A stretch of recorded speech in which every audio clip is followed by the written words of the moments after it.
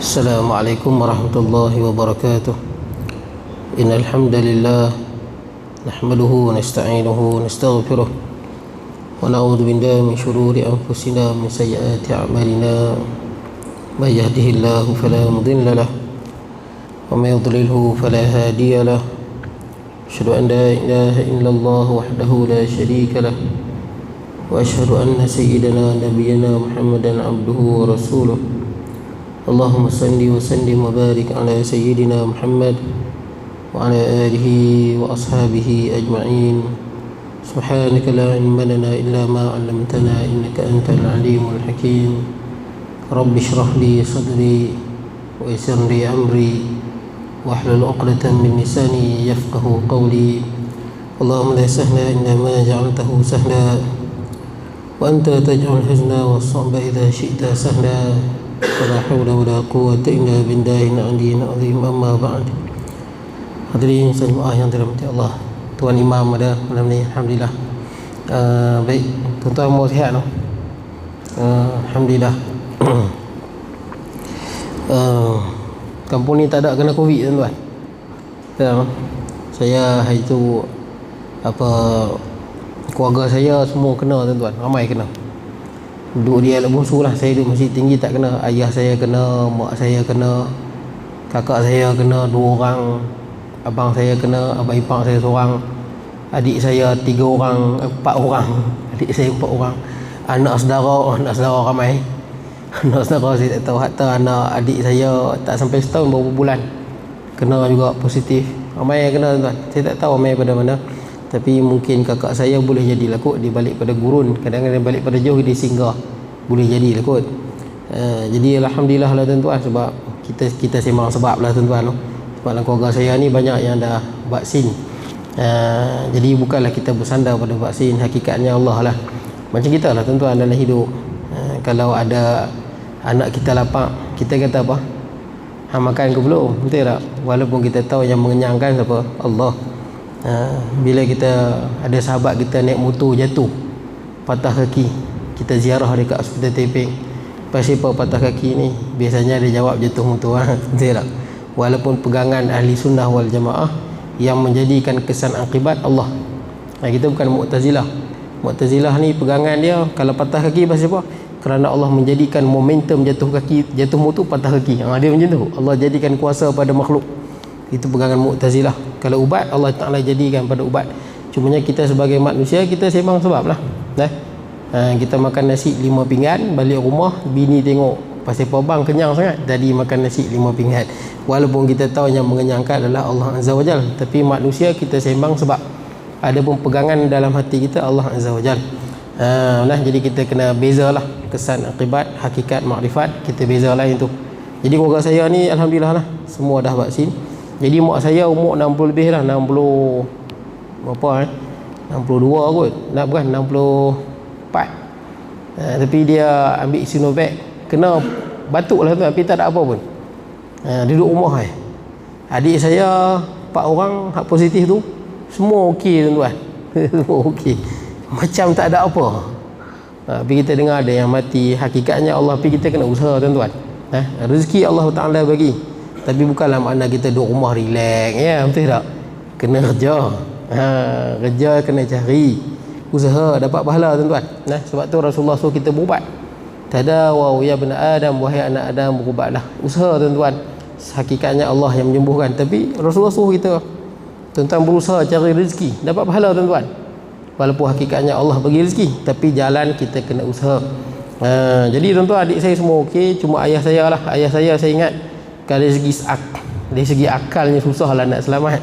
Umur dah 69, lepas tu ada asma, ada kecil manis, ada darah tinggi, ada gout. Sebelum kena Covid, kena pneumonia. Pneumonia ni jangkitan paru-paru tuan-tuan. Orang tua-tua selalu kena lah. Kebanyakan yang orang tua-tua meninggal, tuan-tuan tengok dia tulis pneumonia kan. Pneumonia tu maksud dia jangkitan paru-paru. Malah kuman yang kena kat paru ayah saya tu ada kuman yang sangat kuat. Sangat kuat. Jadi kami hantar dia ke Pek Buntang, ayah saya tak mau duduk. Duduk Ustaz, balik terus tak sedap lah tuan-tuan. Hantar dia nak duduk swasta, hantar Apollo lah sebut. Yang ni sekali dia punya Dia punya antibiotik dia sehari 3 kali. Sekali masuk 250. Mahal sebab kuman ni kuat. Tak apalah, dah kena macam-macam penyakit, ubat dah banyak, kena pula Covid. Saya termenung macam manalah nasib ayah saya ni.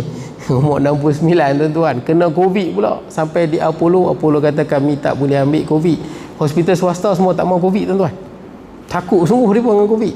Tapi lain kali dia hantar enggak lah, pasal tak ada pilihan, dia hantar ke Taiping. Duk Taiping, alhamdulillah ayah saya pun dia dah dapat 2 dos Pfizer. Itu dari segi sebab lah tuan-tuan, dekat Allah. Jadi ayah saya pun sembuh dah dekat rumah. Adik saya pun dah sembuh. Kakak saya pun dah sembuh. Yang hak teruk seorang lah kakak saya kot yang teruk. Sebab dia baru vaksin baru 1 AstraZeneca, baru 1 dos. Tapi dia pun semua sihat dah tuan-tuan, alhamdulillah semua sihat. Jadi memang ramai lah kenal tuan, tapi saya tak kenal alhamdulillah, pasal saya duduk masjid tinggi tuan-tuan. Baik, dia alhamdulillah lah tuan-tuan.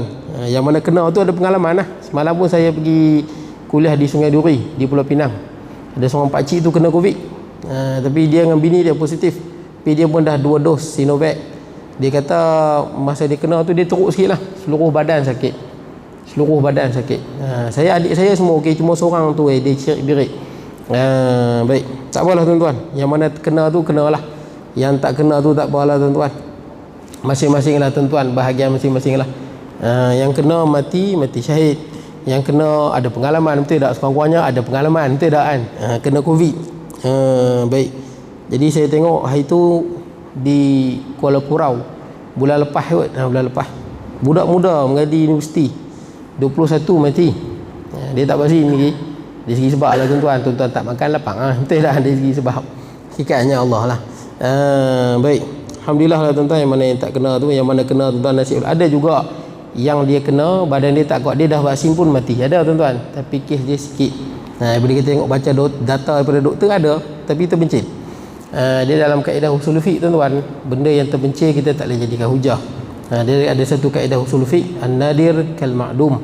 Benda yang jarang kita anggap tak ada. Macam orang perempuan kalau dia berjambang tuan-tuan, jambang tebal, dia ambil uduk, dia kena sampaikan air ke kulit dia, sebab itu benda yang jarang. Tapi orang lelaki kalau jambang tebal, dia cukup luak tak semestinya sampai ke kulit. Kenapa orang perempuan tak boleh? Pasal cerita orang perempuan tu benda yang jarang-jarang. An-nadir kal ma'dum. Benda yang jarang-jarang dianggap tidak ada. Baik, tak apa tuan-tuan, kita sambung. Kita berhenti di mana ni tuan-tuan? Hadis yang ke-67. Tak baca lagi bab sembahyang jemaah. Nak habis lah tuan-tuan. Kitab tu Qaulul Tam, saya ingat dalam beberapa kali kita jumpa, habis lah. Tak apa, kita baca hadis lagi tuan-tuan. Babul muraqabah, bab pengawasan Allah Azza wa Jal. Kita berada pada hadis yang ke-67. Baik, untuk bab muraqabah ni hadis yang ke-8. Kalau daripada awal kitab kita dah baca hadis 67. Banyak lah tuan-tuan, 66 hadis kita dah baca. Malam ni hadis yang ke-67. Baik, kita tengok hadis yang ke-8. An Abi Hurairah radhiyallahu an, daripada Abi Hurairah radhiyallahu an. Abi Hurairah radhiyallahu, sahabat Nabi yang bernama Abdurrahman bin Sakhar. Dia dengar hadis ini daripada Nabi Muhammad sallallahu alaihi wasallam. Dia berkata, qala Rasulullah sallallahu alaihi wasallam, Rasulullah sallallahu alaihi wasallam bersabda, min husni islamil mar'i tarkuhu ma la ya'ni. Ini Rasulullah bersabda. Hadis ni pendek tuan-tuan, tapi hadis ni sangat hebat. Sampai Imam Nawawi rahimahullah masukkan hadis ni di dalam hadis 40. Dia 40 hadis tu ulama pilih mana hadis-hadis yang utama dalam bidang agama. Imam Nawawi ni saya ingat boleh dikatakan seluruh umat Islam sepakat dia ni tahap wali lah kot. Tuan-tuan pergi seluruh dunia tuan-tuan, mustahil tak ada kitab Riyadhus Shalihin ni. Hebat tak hebat Imam Nawawi, ulama besar dalam mazhab Syafi'i. Tuan-tuan kalau mengaji fiqh tuan-tuan, mazhab Syafi'i Sabilal Muhtadin ke Kifayatul Muhtadi ke, dia akan sebut dua syekhan dalam mazhab Syafi'i, iaitu Syekh Ramli dengan Ibnu Hajar Al-Haytami. Dua ni pun bawah daripada Imam Nawawi. Imam Nawawi atas lagi. Dua-dua ni pun dia akan dalam kitab depa Minhaj ataupun Tuhfatul Minhaj. Ini kalau tuan-tuan baca mesti dirujuk Imam Nawawi rahimahullah. Kitab besar dia Muhazzab. Muhazzab tu diambil pada ulama besar mazhab Syafi'i, Abu Ishaq Asy-Syirazi. Baik, jadi tuan-tuan Imam Nawawi ni boleh seolah-olah macam sepakat umat Islam lah tuan-tuan. Dia ni tahap wali lah kot. Seluruh dunia akan ada kitab dia. Riyadhus Shalihin mesti ada seluruh dunia, walaupun tempat tu bukan mazhab Syafi'i. Dan hadis 40 Ar-Arba'un An-Nawawiyah, mana-mana tuan-tuan pergi mesti ada tuan-tuan. Banyak ulama yang syarah. Baik, jadi tuan-tuan, hadis ni pendek ya, tapi hadis ni makna dia hebat. Kalau kita amal tuan-tuan dalam hidup kita, dia ada perbezaan. Baik. Apa makna dia? Min husnil islamil mar'i tarkuhu ma la ya'ni. Hadis hasan riwayat Imam Tirmizi rahimahullah. Hadis hasan ni apa tuan-tuan? Hadis hasan, hadis yang sama dengan hadis sahih, cuma dari segi apa? Dhabit. Rawi itu dikurang sikit. Kekuatan apa? Perawi, ingatan perawi itu dikurang berbanding dengan perawi yang thiqah. Perawi thiqah ni tuan-tuan bukan nanti cakap benar tuan-tuan. Perawi thiqah disebut perawi thiqah ni perawi yang sekurang-kurangnya ada dua syarat pada dia. Yang pertama adalah ni dia baik, orang yang jujur, orang yang amanah, agama dia baik, semua baik. Yang kedua adalah dhabit, kuat ingatan dia. Macam mana nak tahu? Bila Rasulullah sampaikan hadis, ramai sahabat yang dengar. Sahabat sampaikan. Jadi dia punya jalur sanad tu banyak. Jadi ulama cek melalui sanad-sanad ni. Bandingkan. Yang mana yang sama tu tuan-tuan, itulah yang paling tepat. Yang mana berbeza kita tahu dikurang sikit dari segi ingatan dia, mungkin kurang. Saya bagi satu contoh tuan-tuan. Satu hadisnya hebat lah tuan-tuan. Hadis ni diriwayatkan oleh Imam Ahmad. Tuan-tuan, Imam Ahmad, Imam mazhab Hanbali. Ini perawi tuan-tuan, diriwayat dalam kitab dia Musnad Ahmad. Dia ambil hadis ni daripada Imam Syafi'i. Siapa Imam Syafi'i? Takkan tak kenal tuan-tuan. Kita punya imam mazhab lah, Muhammad bin Idris Asy-Syafi'i. Muhammad bin Idris Asy-Syafi'i, Imam Syafi'i juga perawi hadis tuan-tuan. Dia juga perawi hadis. Imam Ahmad ambil pada Imam Syafi'i. Imam Syafi'i ambil pada siapa? Tok guru dia, Imam Malik. Siapa pula Imam Malik? Mazhab Maliki tu, yang berada di Afrika, di Mauritania, di Maghribi, di Tunisia. Itu semua tempat dia lah tuan-tuan. Imam Malik ambil pada siapa? Ambil daripada tok guru dia, ulama hadis besar. Siapa? Muhammad bin Syihab Az-Zuhri, Ibnu Syihab Az-Zuhri, ulama hadis besar, ramai anak murid dia. Dia ambil pada siapa? Dia ambil daripada Abdurrahman bin Ka'ab, anak sahabat Nabi. Abdurrahman bin Ka'ab, anak sahabat Nabi. Yang ni dia ambil pada siapa? Pada ayah dia, Ka'ab bin Malik. Ka'ab bin Malik ni siapa? Sahabat Nabi yang tuan-tuan baca dia tak pergi perang. Salah seorang sahabat Nabi yang tak perang apa? Perang Tabuk. Dia turun ayat cerita, turun surah Taubah tu nak cerita Allah Ta'ala ampunkan dia dengan dua orang sahabat dia, Ka'ab bin Malik. Jadi Ka'ab bin Malik dengar daripada Rasulullah bersabda. Inilah rantaian sanad. Mungkin tak mereka menipu tuan-tuan, orang bergaduh tuan-tuan. Mungkin tak menipu. Dari segi logik akal mungkin tu ada, tapi dari segi realitinya tuan-tuan, patut ke kita kata Imam Syafi'i menipu? Mustahil kan? Dari segi wakilnya, realitinya, patutlah kita kata Imam Malik tu menipu? Tak patutlah tuan-tuan. Itu dari segi realitinya. Dari segi hukum akal ialah tuan-tuan harus.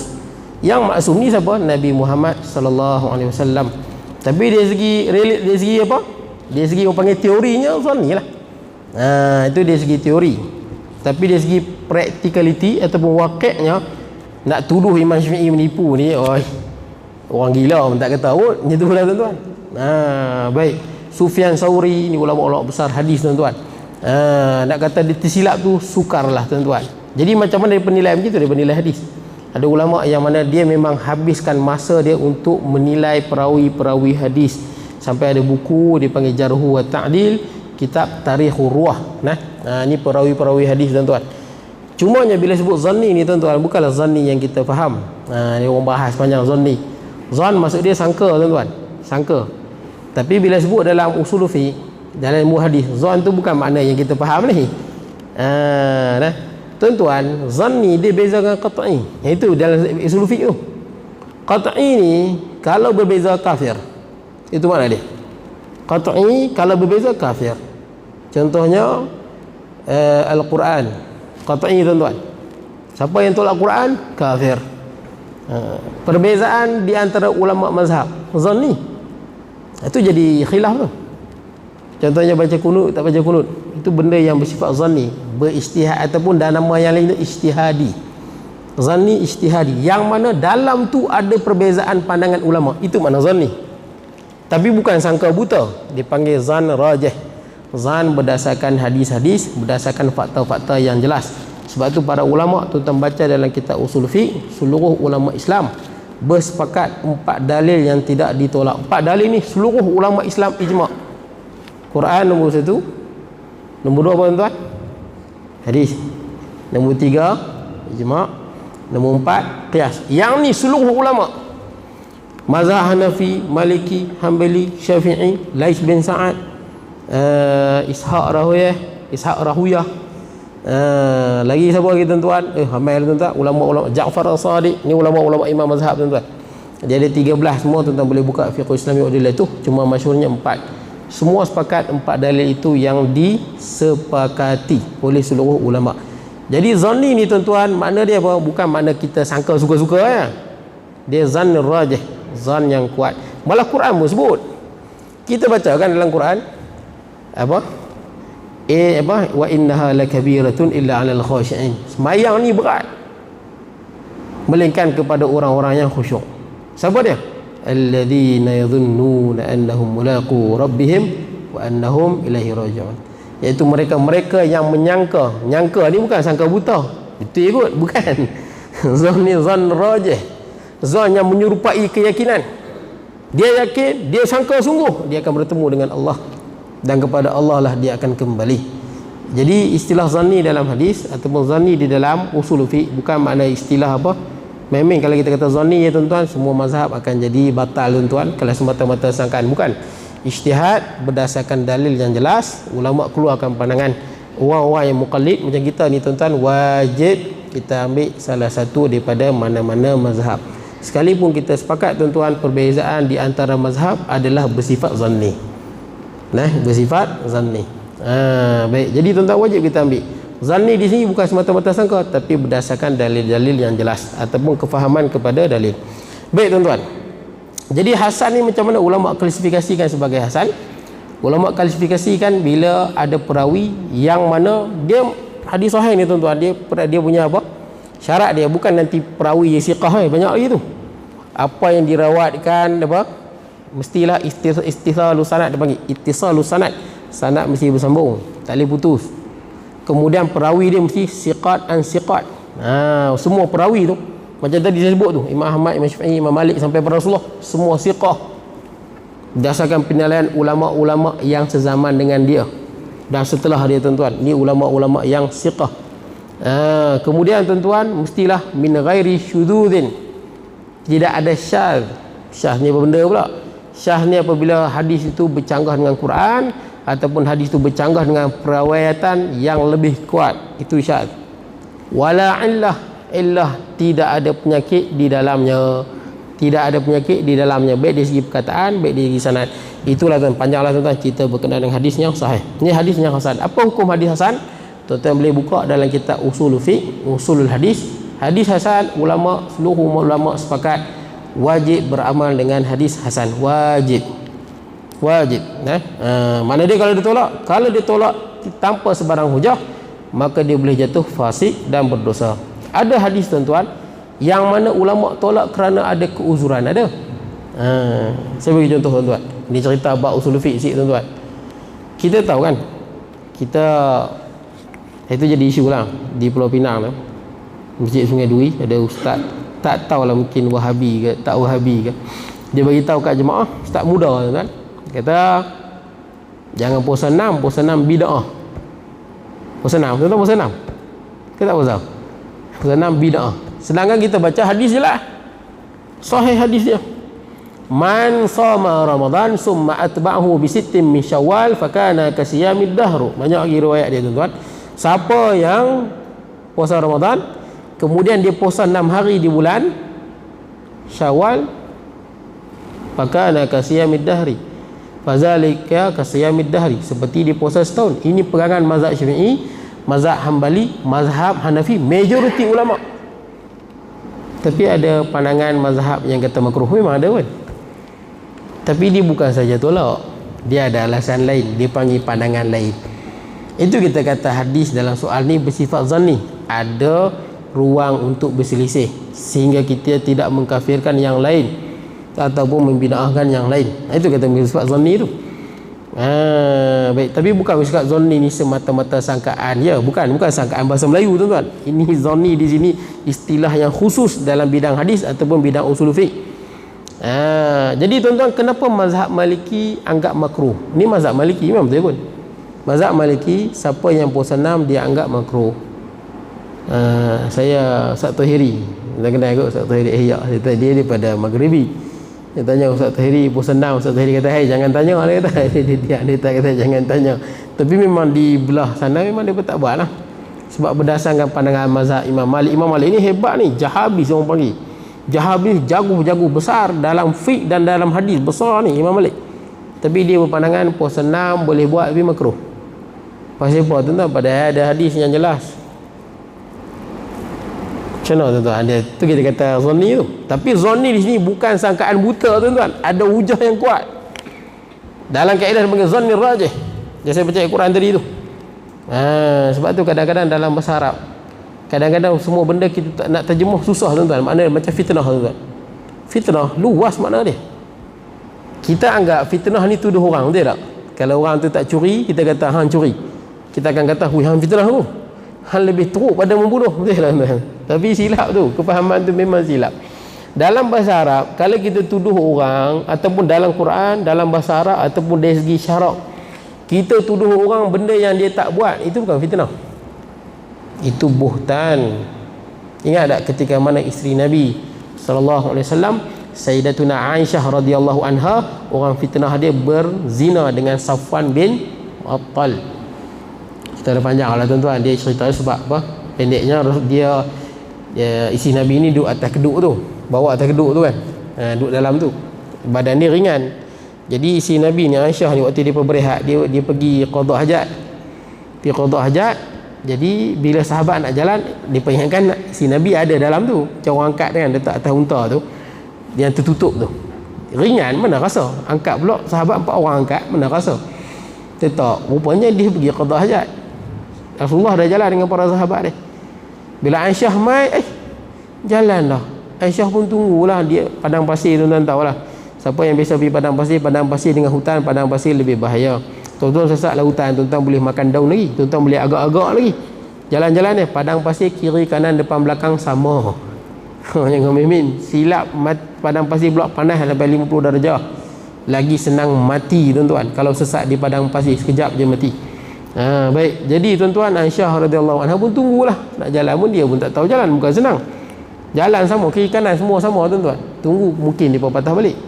Rupanya jalan terus sampai ke Madinah. Dan ketika mana Aisyah radhiyallahu anha tengah tunggu, ada seorang sahabat Nabi yang dia pun lewat pasal dia tidur. Safwan bin Mu'attal ni dia tidur, memang dia terlewat juga. Jadi masa dia lalu, dia nampak Aisyah, dia nampak muka dia kenal lah. Sebab sebelum turun ayat hijab, hijab ni maksud antara Nabi, isteri Nabi dengan orang lain, dia ada hijab, tak tengok wajah, tak hijab pengadang. Jadi dia terkenal Aisyah. Maka dia cakap macam tu, Aisyah. Kemudian dia suruh naik atas unta dia, terus bawa cepat-cepat kejap apa? Rombongan Rasulullah. Tapi tak sempat. Rombongan tu dah sampai di Madinah. Masa Safwan bin Mu'attal tengah pegang tali unta tu, Aisyah duduk atas unta, masuk di kota Madinah. Abdullah bin Ubaidah, tuan-tuan tahu Abdullah bin Ubaidah, tuan-tuan tahu musuh Islam nombor 1 lah tuan-tuan.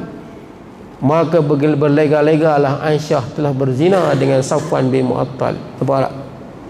Ini besar tuan-tuan ni. Dan Rasulullah tak tahu. Wahyu tak turun sebulan. Kenapa wahyu tak turun? Rasulullah sangat harap wahyu turun tuan-tuan, tapi sebulan. Ini ujian pada Sayyidina Abu Bakar, pada Aisyah dan pada baginda Nabi sallallahu alaihi wasallam. Rasulullah juga diuji. Para nabi paling teruk diuji tuan-tuan. Asyadun nasi bala'an al-anbiya, summa salihin fal amsal wal amsal. Yang paling teruk diuji ni Nabi. Nabi diuji. Nabi kalau boleh, Nabi harap wahyu turun cepat-cepat. Wahyu turun sebulan tuan-tuan. Sebulan. Dalam masa sebulan tak tahu. Tak tahu betul ke tak betul ni berzina dengan Safwan bin Mu'attal. Tapi jelas nampak masuk kota Madinah dengan Safwan bin Mu'attal. Turun ayat Quran kan. Sampai ada, sebab tu kita jangan minat gosip tuan-tuan. Ada orang suka gosip, betul tak? Benda-benda yang tak jelas. Kes apa-apa yang tak jelas lah. Tapi kalau dah jadi kes polis, orang dah buat aduan, kita diam sudahlah. Macam kes apa, Ebit Liu ke apa, orang dah sibuk lah ni. Lebih baik kita jadi kes polis, orang buat aduan, kita duduk diam sudah. Tapi kalau benda tu tak jelas, kita sebut buhtanun azim. Nah, apa-apa saja orang tuduh pada mana-mana ustaz, kita tak tahu, tak jelas, bukti orang cerita, apatah lagi orang tu pula musuh pada dia, lagilah untuk tipu tu tinggilah. Buhtanun azim. Quran turun, Quran kata apa? Ada apa orang yang kena sebat kan? Antaranya apa? Mistah bin Utsatha, Hasan bin Sabit yang kena sebat sebab depa antara orang yang sembang gosip ni. Kena sebat 80 kali. Quran sebut tuduhan pada Aisyah ni apa? Bukan fitnah. Buhtanun azim. Nah, tuduh orang tanpa bukti itu buhtanun azim. Fitnah ni apa? Oh, nak terjemah susah. Azab pun fitnah. Azab Allah fitnah. Keadaan kekacauan fitnah. Syirik juga fitnah. Wal fitnatu akbaru minal qatl. Tuan-tuan boleh buka Al-Qurtubi, At-Tabari, Ibnu Katsir, Tafsir Jalalan, Imam As-Suyuti. Kebanyakan ulama sebut fitnah di situ adalah syirik. Kebanyakan. Nak terjemah susah. Sama juga zanni tu, bila nak terjemah Melayu tu, dia istilah khusus dalam bidang usul fiqh dan hadis, bukan istilah biasa lah. Baik. Jadi tuan-tuan, kita terus pergi pada ni tuan-tuan. Hadis hasan riwayat Imam Tirmizi wa ghairuh. Riwayat Imam Tirmizi wa ghairuh dan selain padanya. Baik. Jadi pengamalan pada hadis ni hukum dia adalah wajib. Jadi Imam Malik tadi lupa tuan-tuan. Kenapa Imam Malik anggap makruh puasa 6? Bukan saja-saja. Sebab Imam Malik duduk di Madinah. Dia lahir pada 93 Hijrah. Tak jauh dengan Rasulullah. Rasulullah meninggal pada 11 Hijrah. Jadi beza Imam Malik dengan Rasulullah lebih kurang 80 tahun. Tapi dia digelar sebagai Imam Darul Hijrah. Imam Darul Hijrah, Imam Malik. Hebat. Dia duduk di Madinah lama sampai 179 Hijrah dia meninggal dunia. Imam Malik tengok orang di Madinah tak puasa 6. Orang di Madinah tak puasa 6. Itu yang dia tengok di Madinah. Jadi dalam mazhab Maliki dia ada satu dalil amal ahli Madinah. Yang ni pun bersikap zanni, tapi bukan zanni sangka Imam Malik sangka betul ke, bukan. Ini zanni rajih tuan-tuan. Dia panggil zan yang mendekati rajih.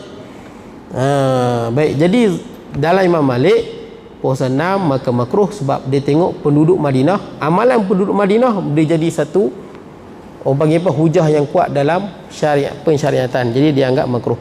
Tapi tuan-tuan, untuk majoritinya tuan-tuan, kita mazhab Syafi'i, kita bukan mazhab Syafi'i lah tuan-tuan. Dalilnya jelas. Adapun mazhab Maliki dia ada dalil dia. Dia ada keuzuran dia tuan-tuan. Yang kuat juga tuan-tuan, bukan main saja tolak. Yang jadi salah ni, kita baca hadis, dia tolak terus. Yang ni boleh jatuh fasik tuan-tuan. Kalau hadis tu mutawatir, batal akidah tu. Ada hadis mutawatir, hadis yang mana 70 orang sahabat, lebih 70 sahabat, tiap-tiap tabaqah. Sahabat saja yang meriwayatkan ada 70 sahabat. Hadis tu darjat dia mutawatir sama. Tuan-tuan, mutawatir ni macam Al-Quran mutawatir. Macam man kadzaba alayya muta'ammidan falyatabawa maq'adahu minan nar. Hadis mutawatir. Sepakat seluruh ulama, tolak boleh batal akidah. Sebab tu tuan-tuan, hikmahnya kebanyakan hadis ni bersifat zanni, adanya perbezaan ulama, jadi mudah tuan-tuan khilaf. Yang qat'i ni tuan-tuan, qat'i ni ada berapa hadis yang qat'i tuan-tuan, yang mana kalau tolak boleh batal akidah. Tapi kalau tolak semua hadis, macam inti hadis kan, tolak semua hadis, semua hadis dia tolak, yang tu memang batal akidah lah tuan-tuan. Tolak semua hadis, sebab hadis ada yang mutawatir.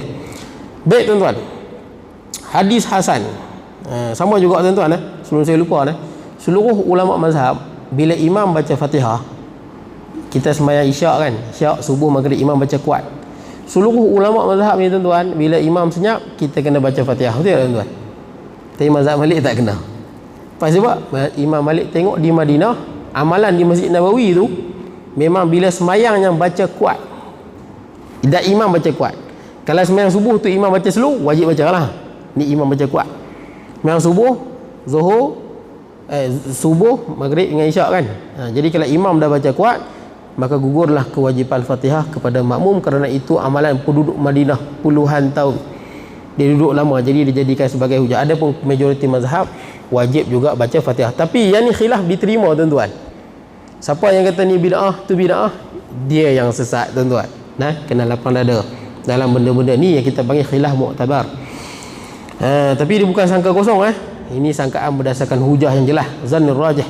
Macam kita lah, tuan-tuan buat ubat, tuan-tuan buat satu ubat, tuan-tuan bagi 100 orang makan, ataupun 1000 orang, 1000 orang tuan-tuan bagi makan, 950 sembuh, lagi 50 tak sembuh.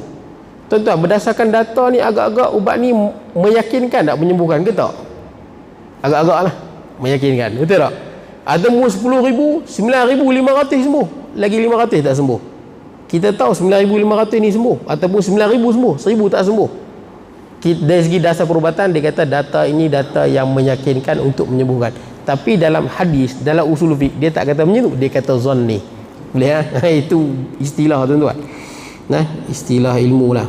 Baik tuan-tuan, kemudian lagipun dalam dunia ni mana ada ubat yang yakin? Ada ubat ke tuan-tuan? Ubat yang makan semua sembuh? Ada tuan-tuan, betul tak? Kadang ada orang makan ubat ni sembuh, 10 orang makan sembuh, kadang-kadang ada seorang dua makan tak sembuh. Ada tuan-tuan, tak ada siapa boleh kata ubat ni yakin sembuh, kecuali orang jual ubat kat pasar pagi, orang semua sembuh, betul tak? Sakit apa semua sembuh. Itu dia. Sebab apa tuan-tuan? Kenapa sifat ubat macam tu? Sebab nak bagi tahu yang menyembuhkan hanyalah Allah Azza wa Jal. Baik tuan-tuan, kemudian hazal hadis aslun azim min usulil adab. Hadis ini adalah hadis yang sangat asal yang agung dalam menyatakan asal usul adab. Ini adab tuan-tuan. Asas pada adab ini, daripada kebaikan Islam seseorang itu meninggalkan benda yang tak ada faedah bagi dia. Tanda tuan-tuan punya agama ni, Islam tuan-tuan ni baik, tuan-tuan tinggal benda yang tak patut. Tuan-tuan buka dalam kitab Faridatul Faraid fi Ilmil Aqaid. Ini kita asas orang ngaji pondok. Orang ngaji pondok ini kita asas karangan Syekh Ahmad Zain Fatani. Dia sebelum pergi Durus Samin, dia akan pergi sini lah, Durus Samin tinggi lagi. Jadi pergi asas ini dulu. Faridatul Faraid fi Ilmi Al-Aqaid. Dalam ni dia disebut tanda orang beragama ada 4. Yang ni kesempurnaan beragama. Tanda beragama orang yang beragama Islam. Tanda dia apa? Yang pertama, sah i'tiqad. Ikat dia mesti betul, sunnah wal jamaah. Yang kedua, dia mesti apa? Benar qasad. Apa makna benar qasad? Dalam beramal semata-mata kerana Allah. Yang kedua. Yang ketiga, menunaikan janji. Apa makna menunaikan janji? Melaksanakan segala kewajipan yang Allah tetapkan. Yang keempat, apa tanda beragama? Ada mujawazatil had, tidak melampaui batasan-batasan agama. Maksud dia perkara yang Allah haramkan tinggal. Itu tanda beragama. Hadis ni tuan-tuan, itu tanda asas. Hadis ni kesempurnaan beragama. Itu kata min husniyu, daripada kecantikan kesempurnaan beragama seseorang, dia tinggal benda yang tak ada kaitan baginya. Maksud dia kalau ada gosip-gosip yang tak patut, tak payah masuk campur lah tuan-tuan. Ada isu-isu apa kat kampung ni, isu yang remeh-temeh, tak ambil tahu lah. Ada laki bini bergaduh, benda ni buat apa kita sibuk? Maybe lah dia boleh settle lah tuan-tuan. Benda yang remeh-remeh, yang kalau kita bercakap pun tak ada faedah, kita tak masuk campur pun tak ada faedah tuan-tuan. Cakap pun tak ada apa, ataupun kalau cakap jadi lagi teruk. Jangan masuk campur dalam benda-benda tidak ada kaitan. Tuan-tuan buka WhatsApp, Facebook, orang bergaduh kan, macam-macam isu. Isu ni bergaduh, isu ni bergaduh. Kita tengok, kita tulis pun tak ada faedah tuan-tuan. Tanda kita orang beragama, kita tak gatai pergi komen sekali tuan-tuan. Ada orang kadang-kadang seronok pergi komen benda yang kita tengok bukan jadi baik, jadi bergaduh tuan-tuan. Baik tuan-tuan, sidqul hadis qal. Ni qila Luqman, ditanya kepada Luqman. Siapa Luqman? Luqmanul Hakim, yang dalam surah Luqman tu tuan-tuan, yang kita dah baca tu, surah Luqman kan. Orang tanya kepada Luqman, ma balagha bika ma nara. Apa yang menyampaikan hang pada apa darjat yang kami tengok ni?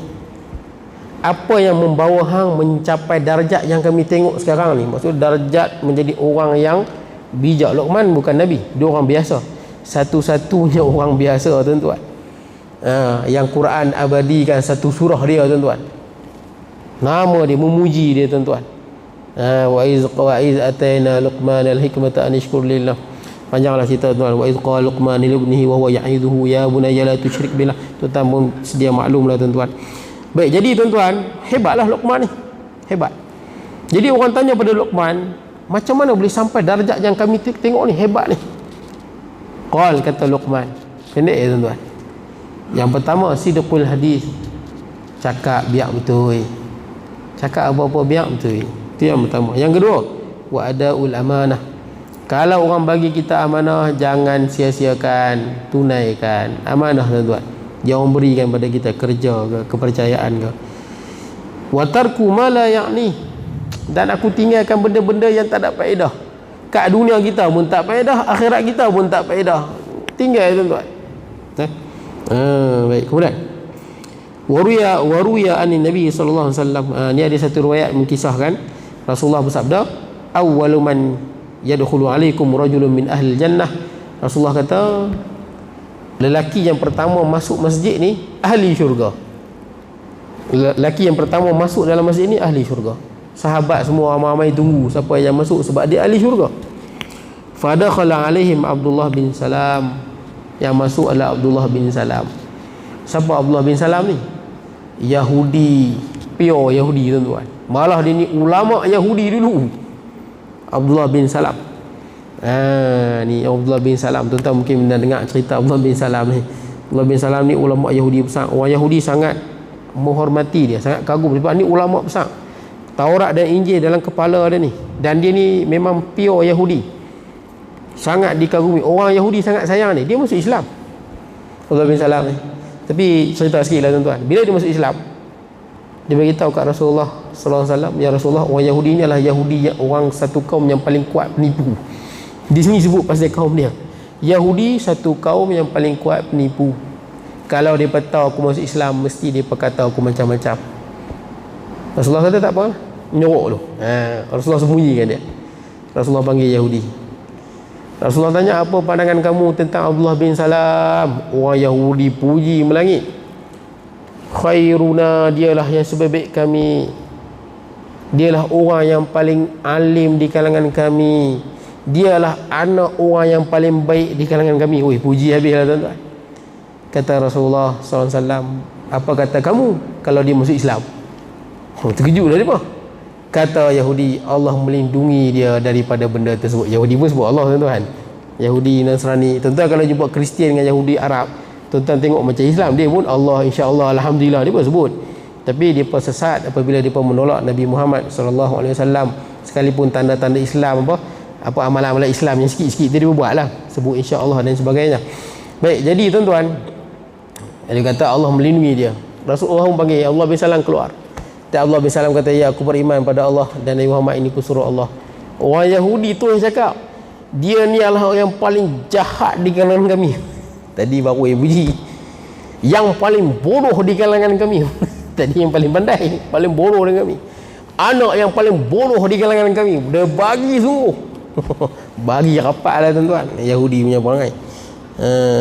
Jadi tuan-tuan, apa kata Abdullah bin Salam, wahai Rasulullah, aku dah sebut orang Yahudi ni kuat pelentong, depan-depan tipu, hati baru ya. Bak tipu ni bagi kat dia tuan-tuan. Baik tuan-tuan, jadi Abdullah bin Salam ni Yahudi tapi jamin syurga. Masuk Allah bin Salam, faqama ilaihi nasun fa akhbaru. Maka sahabat Nabi pun ramai pergi jumpa dia, bagi tahu ni Rasulullah bagi tahu orang yang pertama masuk pintu ni ahli syurga. Lah, ahli syurga. Orang tanya, waqalulah, orang tanya pada Abdullah bin Salam, akhbirna bi awsaqi amalika fi nafsik. Hang bagi tahulah kami amalan apa yang paling hebat. Awsaq ni yang paling kukuh. Yang paling kukuh, yang paling hebat yang ada pada diri hang. Amalan apa? Tahajud ke, sedekah ke, berzikir ke, baca Quran ke? Amalan apa yang paling kuat hang amalkan, yang menjiwai hang lah? Gitulah tuan-tuan. Qal, kata Abdullah bin Salam, inna amali la dha'if. Sesungguhnya amalan aku ni lemah. Tawaduk dia tuan-tuan. Sesungguhnya amalan aku lemah. Ni lah manusia tuan-tuan. Lagi banyak beramal, lagi tawaduk, bukan lagi sombong tuan-tuan. Siapa yang lagi mengaji, lagi dia memandang rendah pada orang, saya risau, rosak tuan-tuan. Iblis, kenapa dia rosak? Sebab iblis dia rasa dengan amalan dia jadi sombong. Itu bahaya tuan-tuan. Kita tak boleh sombong dengan rumah besar kita, tak boleh sombong dengan kereta besar kita, dengan harta kita, dengan jawatan kita, dan kita tak boleh sombong dengan ilmu kita, dan kita tak boleh sombong dengan amalan kita. Tak boleh.